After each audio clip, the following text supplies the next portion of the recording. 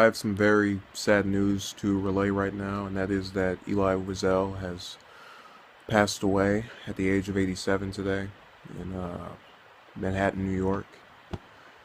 You know, this is probably going to be the first time I address the death of an author, um, and one that I actually am familiar with, just in the context of having, read some of their work, knowing a little bit about them, just having a general idea of that person. Now, I never read the entire Night trilogy. I just read the first book. I had to read it twice, for once in eighth grade and a second time in 10th grade. And I remember in eighth grade, we listened to the audiobook. And there was this line where the narrator, there's a line, it goes, "Why do you cry when you pray?" It's very early on in the book. And and again, the line in of itself, you're just reading it blankly or just reading it as you would regularly read it, probably wouldn't be funny to you. But it was just, and I really don't mean to make fun of anybody, but why do you cry when you pray? And I remember it was something that I thought was comical just in the way it was pronounced, but it was also a very stark contrast to the rest of the book, because when I read it, laughing was the last thing on my mind. And really, what always enticed me about the novel and why I've been able to always kind of go back to it and sort of revisit it in a few times over the last few years, has been the just exceptional authenticity I've seen within it, where you'll have something occur in the book and you're, nine times out of ten, you're guessing that probably happened in real life. And I've never read a book that felt more real and just had this morbid view on life that sort of, it resonated with you because you could sympathize with it in a way that, you wouldn't enjoy being put through the Holocaust. You wouldn't enjoy having your civil liberties taken away. And he conveyed that in a manner that I don't think anyone will potentially ever be able to do. Stephen King, author I also have a fondness for. With his stuff, I don't feel that same, and it's not, I'm not bashing it or anything, but it's a different type of feel.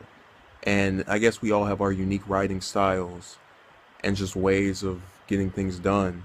So it really it stays unique, and it won't lose that, I think, ever. Um, just kind of showing you how he differed from everyone else. Now, he was a man of many awards. They have a whole list right here. He deserved them because what I liked about him is that anytime I read about him, anytime I saw anything pertaining to him, it never seemed as if it was just pity, pity, woe is me. I felt when he wrote the book, I thought he was trying to convey a deeper message, as if he was writing it to warn us, don't let this happen again. Don't allow people to lose their their rights.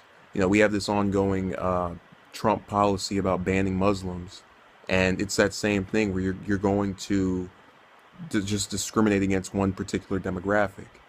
And we can always go worse than that, which is that worse, the Holocaust.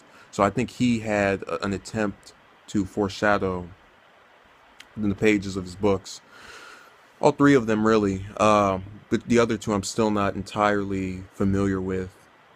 But I think they have that same message of this is the aftermath. This happens now. This happens now. This happens. And it's all because of that original thing that someone that didn't even know me chose to do to me because I was part of a demographic. It's so amazing how history can repeat itself, if not mirror, just in the type of rhetoric and words used. And I'm no one to make the Trump and Hitler comparisons, but the idea, it's just that central idea of discriminating against a type of demographic, and he really brought that to the forefront with Night. Now, he also, as a person, aroused my sympathy because, again, I couldn't imagine going through that, and it really I think in him being able to revisit it and write that book and write the other ones after it, I think it showed his strength. I think it just personified everything that someone who's been through a hardship has to do, which is overcome it at some point. And one could argue, oh, he wrote Night to, tell of, as I just did, tell of this event that he didn't want to see replicated. I see it personally as him trying to also vent and relay this story from a narrative of someone who saw it firsthand. And really, it's so unique because most of the people who went through that sadly did not survive. And it's as if God called him to this higher purpose to just survive this. And while at the same time you're moving on with your life, revisit it with this work of yours. And I think for decades and centuries to come, it will be renowned, and so will its author. And I'm sad we lost him today, but he certainly will always be remembered. So thank you for watching and have a good day.